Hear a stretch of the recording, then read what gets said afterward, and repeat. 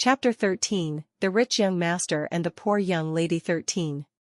Diana raised the corner of her mouth, revealing a faint smile. Mr. Graham, you can't help but overestimate yourself. You say, except for the identity of being a member of the Graham family, what else do you have that is worthy of being liked by others, let alone, the Graham family has been a family for 100 years, the family has a great business, and the descendants are not few, and they are more capable than you, who spends all day in a debauchery and whoredom, have what qualifications to be chosen as a marriage partner. This is also what she doesn't understand. The original plot is frankly a playboy who meets his true love and from here on keeps his virginity as jade. And the other aspects are especially lacking in description. Just like this, how does an incompetent rich family's young master become the main character? You must know that every small world is supported by the main character. For this, 2,333 ways of saying it is, this is just a D-class world. I deliberately chose it for the host to take advantage of. The original plot has no logic. It is relatively easy for you to ruin it. However, this world after this, there will not be this kind of low-level world. Moreover, the rules will also be stricter. Host must work hard. She could only accept this kind of saying. But at this moment Kenzo was obviously angered. He stood up with red eyes, looked at her sitting upright on another sofa, and said angrily, "What qualifications do you have to say that to me? Aren't you just a chess piece of the Grant family? I personally heard that old man Graham wanted you to marry me." Oh, she raised the corner of her mouth, smiling sarcastically. You now go ask old Master Graham, see if it is still the same result. What do you mean? He frowned at her. No meaning. But Mr. Graham, you said you drank too much and didn't go find your girlfriend. What did you come to me for? He was momentarily confused. Indeed, he should go find Letitia. Why did he come here? He looked at Diana, who was smiling but not smiling. Even though she had this kind of expression, she was still incredibly beautiful. He knew who she was from the beginning. After that clothing store he bought that dress for her, he always remembered it in his heart. At that time he thought, if the marriage partner was her, it was still really not bad. Later he met Letitia. That girl was strong and hardworking, like a warm sun, making him unable to help but feel fond of her. Even so, he also knew, he would not marry Letitia. The marriage partner he would marry would only be the Grant family's young lady, Luna Grant. So it didn't matter. Anyway, he hadn't gotten married yet. Letitia was so beautiful that he couldn't let go. Later he discovered, Letitia wasn't as broad-minded as the sun. She was actually sensitive and insecure, just like a particularly timid squirrel he had raised.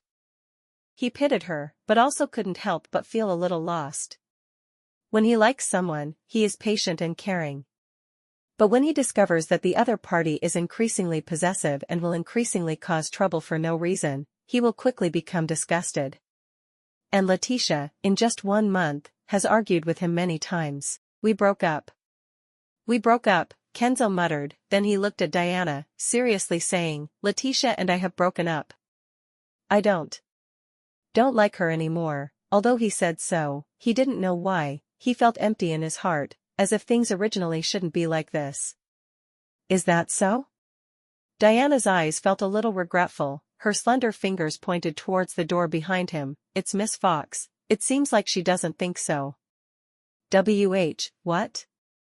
He turned around with some difficulty, only to see the half-closed door open, Letitia standing there with a pale face, like a lifeless wooden puppet. Chapter 14, The Rich Young Master and the Poor Young Lady 14. Tia, Kenzo looked at Letitia's pale face, suddenly his heart numbed. Letitia seemed to be awakened. She looked at Kenzo, suddenly felt that he was very unfamiliar. She pushed the door open and walked in, pulled the corner of her mouth, revealing a heart-wrenching smile, opened her mouth, only to discover that her voice was hoarse. Kenzo.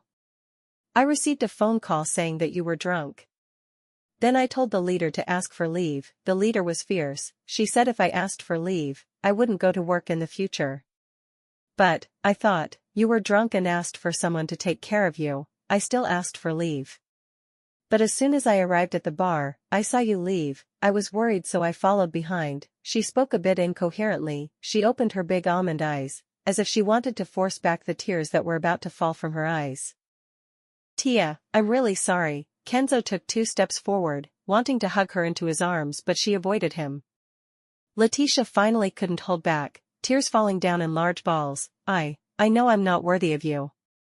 But you clearly promised me, when we were together, you wouldn't find someone else. You lied to me. I didn't lie to you. I didn't find someone else. Ari is my ex-girlfriend. I also didn't know she was pregnant. I really didn't lie to you. He hurriedly stepped forward, grabbed her hand, anxiously explaining. Ari is carrying your child. What are you going to do now? Letitia pushed him away, wiped her tears, looked at him, her eyes flashing with an unclear meaning. I will make her have an abortion. I will not be with her, you believe me?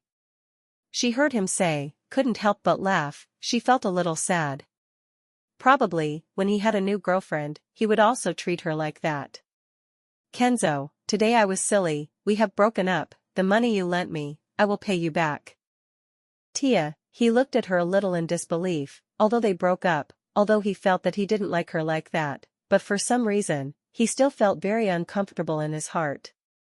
She didn't look at him, instead she nodded towards Diana, who had been sitting beside her. Sorry, I'm bothering you today. If I have the chance, I'll invite you for a cup of coffee next time.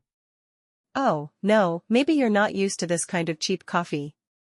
Diana smiled gently. No, I don't mind. Do you have to go back? It's not easy to call a taxi here. Let me take you. Just now, the mission progress immediately increased to 70, so Diana was in a good mood. Letitia seemed to not expect her to be so gentle, and was stunned for a moment before quickly shaking her head in refusal. No, there's no need to be so troublesome. It won't be troublesome, I just happen to want to go out. Diana stood up and rubbed her slightly messy hair, smiling like a confident older sister. Then thank you. Letitia lowered her eyes, and said thank you in a low voice. In City A, where the rich were everywhere, she had met too many rich people who looked down on everyone, especially those spoiled and domineering young ladies, which had once made her feel miserable. However, this young lady Grant was different from them.